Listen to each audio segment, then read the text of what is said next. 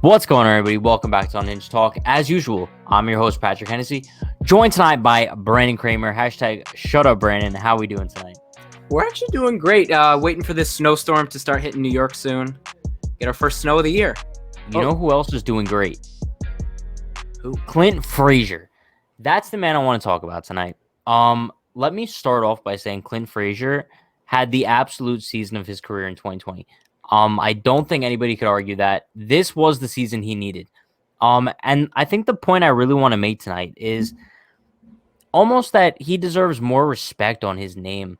Not only for what he did in 2020, but just the progression of Clint Frazier since we saw him arrive. I think it was in 2017 he made his debut. Even before that, he was well known in the Yankees organization once they traded for him in the Miller trade, and that was what, 2016, I think. 2016. Yeah, 2016. But also I think it should be made clear at this point that Clint Frazier needs to be the everyday left fielder. There's no doubt in my mind about that. I don't know, because you look at the postseason last year, and there were some games where Gardner started over Frazier. I mean, most games Gardner started over Frazier. Yeah, but I think at the end of the day, that just comes down to, I think if you had like a longer, like Gardner's that was probably his last year.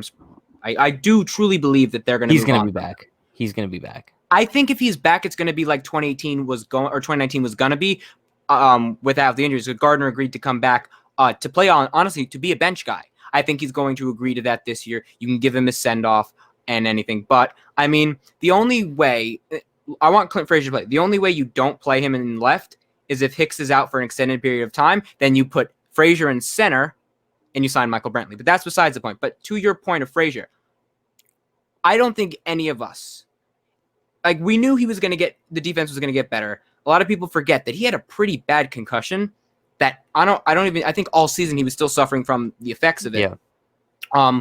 But I don't think anyone expected, as I said, we knew he was going to get better, but for him to get that much better so quick. I mean, yes, Gold Glove doesn't really mean much, but to be in that top three and not to be a liability in the outfield, we saw him struggle. I wouldn't say struggle, but have a bit of issues with routes in left field in the playoffs, but he's never played in that stadium before. But in terms of right field, I mean, besides not being able to play the carom as well, but the Yankee Stadium wall is really weird. Yeah. I mean, he was a Gold Glover, you can say. He's got a great arm, and I mean, he was just making the plays and he was being smart. I think he stopped thinking too much and just let himself play. And I think if you add fans back next year, I think he can elevate his game even more. I agree with everything you said, except for one thing, the fact that the Gold Glove doesn't really mean that much. I agree to a point if we're talking just like a regular guy who's a good fielder, but if we're talking about Clint Frazier, I think the fact that he was a Gold Glove finalist this year means a ton. Yeah. Especially from what he came from in 2019 and previously. But I think he deserves respect in the fact of, defense aside, his mannerisms, the way he approaches the game. Now, I'm going to be honest, I didn't ever necessarily see anything wrong with the way Clint Frazier conducted himself with the media. But I know a lot of people had issues with it. I know they had a lot of issues with his ominous social media posting and all the nonsense. But we saw a mature Clint Frazier this year, much more mature, and he was focused on doing nothing but producing. We saw him wear his mask all season because he was not risking this opportunity. He knew how much this meant to him. And I mean, we saw this in summer camp. Like, the man had a mission on his mind and he wanted to prove himself to the Yankees because, honestly, I said this before, if Clint Frazier didn't produce at the level he did in 2020, I think that was going to be his last shot. I mean, we always knew it was the legendary bat speed, but there were some, you could notice in 2019 after he went on that tear that there were some holes in his swing, preferably breaking stuff. He's kind of swinging over the top of it. We saw that a bit in 2020, but what we saw in 2020, unlike the other years, is he adjusted. He started taking the ball to the opposite field because when he first came up in 2017, you could see he was all pull heavy. He was really pull heavy. 2018, we didn't really see him. 2019, you could see more pull heavy. You weren't seeing him really go the other way. But this year, you really saw him just change the approach. He wasn't trying to destroy a ball every time. And people forget the dude can run. He is fast. Yeah. I No, I mean, know. Like Brandon, like hear me out what? here. But hear me out here. Let's say the weird case scenario that DJ LeMahieu doesn't come back. Is it wrong to say that with his speed, you could see Clint Frazier at the top of the lineup as your leadoff hitter? I would think it's wrong to say, yeah. I could understand like the argument to a point, but I personally I wouldn't have him at leadoff. But I mean, what I was gonna say to that is, personally, I think Clint Frazier is the most underrated hitter in the Yankees lineup. Especially seeing what he did in 2020, like you said, next year with potential fans, I could only see that level like producing even higher. Like you said, he at this point he has almost every asset of the game. He could hit, he could run, and now he could field. Huge. I mean, the fact that he's not a defensive liability anymore is unbelievable. There's a countless number of times when we saw balls hit to Clint Frazier, and we were like, how do you make that play? We're not used to seeing that. So I think going into 2021, a lot of people are kind of, I don't want to say doubting, but they are doubting him. Maybe they're just not realizing the huge amount of potential that this man has, not only next season but going into the future. Because I'm pretty sure he's still under team control for what, 4 more years. He's with us for a while. Yeah, so we're talking about the left fielder of not only the present but the future. And yeah, listen, I think that it would just be like disgusting if the Yankees do not give him that full reign to shine next season. and I think you've seen that they're going to. I mean, forget the postseason; they played matchups, but if you look at it, I mean, the dude's gonna be playing in the outfield. But now, if you just look at the outfield as a whole, there are some people I've seen on Twitter say Aaron Hicks's contract is awful. That thing is the most tradable contract you can. Yeah, and I but do like, remember. I don't.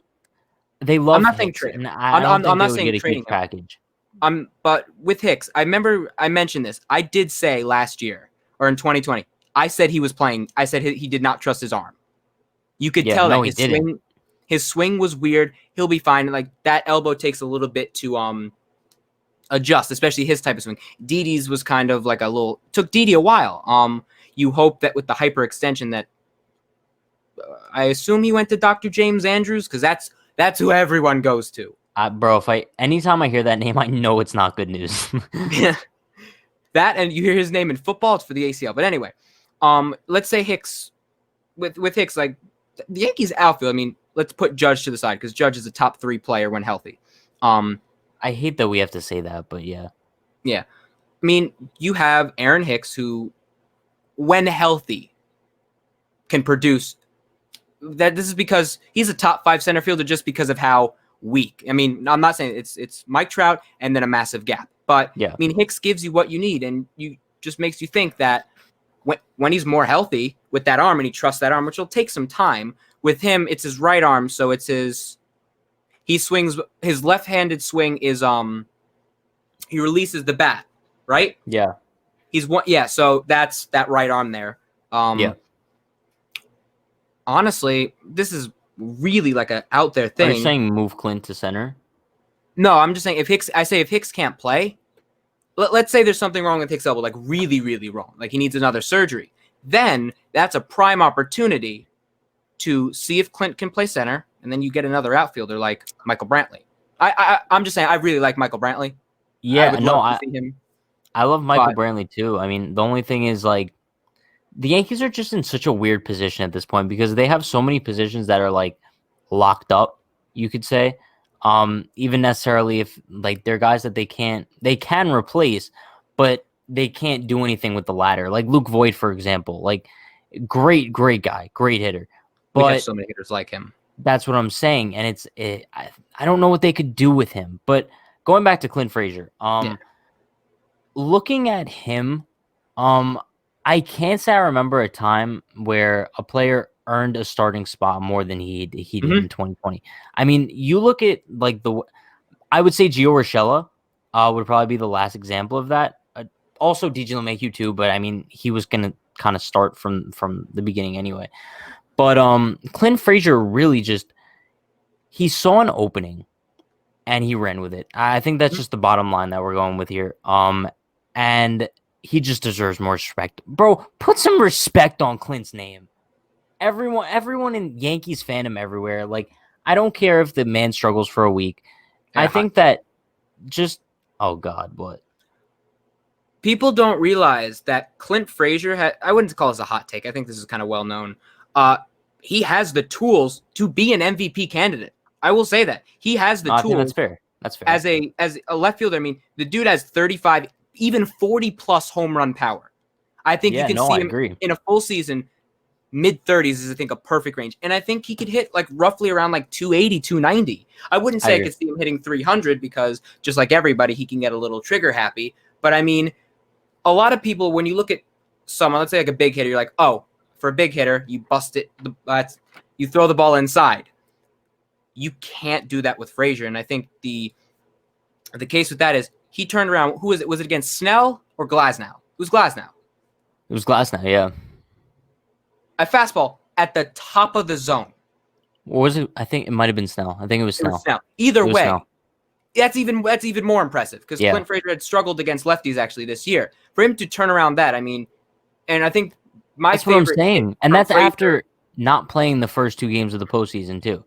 My favorite hit from Frazier is actually in 2019 when he took a Nathan Eovaldi cutter that was in down the left field line. I mean, the kid has the tools to be, as I said, an MVP candidate. And Yankee fans just need to be like, stop holding on to Brett Gardner this, Brett Gardner that.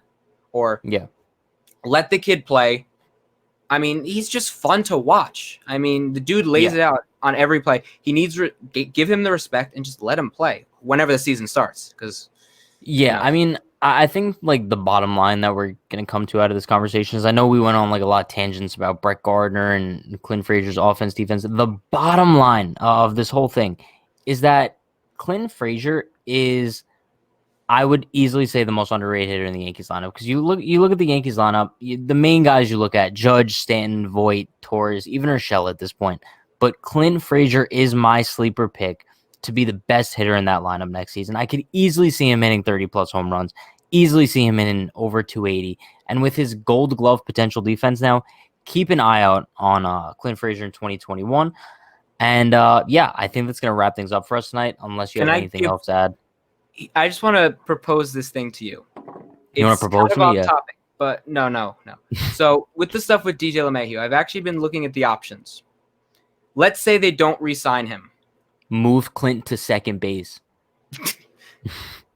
I'm just thinking that if let's say he goes for $25 million for 5 years to another team, you need to use that money. Let's say, would you rather re-sign DJ or use the money that you don't re-sign DJ to get a starter or two and a bullpen arm? Yeah, I mean, this is mostly a conversation for a different day, but I'll give like a brief rundown of what I think here. And anyone who has their opinion, leave it in the comments.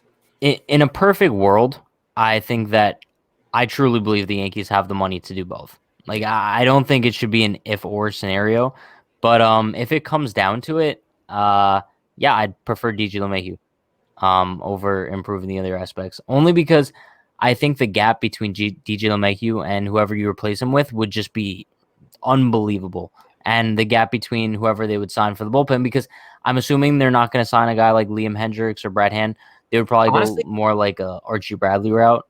I think my big opinion is you're going to see a lot of 1-year deals. Guys are not going to be locked up longer. No, easily. Yeah, 100%.